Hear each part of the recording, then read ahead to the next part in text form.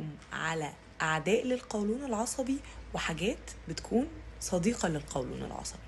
من الحاجات العدوة للقولون العصبي هي أول حاجة الألبان، تاني حاجة الكافيين، تالت حاجة البيكريز كلها، المخبوزات كلها والمكرونة، وآخر حاجة ورابع حاجة كل الحلويات والسكريات وكمان التوابل اللي هي الحارة بقى الجامدة.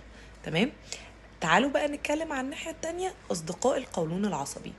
الجنزبيل مهم جدا للقولون العصبي، تاني حاجة النعناع، تالت حاجة الأسماك الدهنية، رابع حاجة الخبز الأسمر الحبة الكاملة. كل الحاجات دي أصدقاء للقولون العصبي.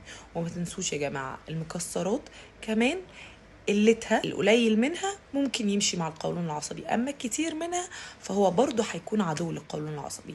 يا ريت أكون فدتكم بالمعلومات الحلوة دي، ودايما أكون بفيدكم. دمتم بخير، ولو عندكم أي أسئلة ابعتوا لي تحت في الكومنتس.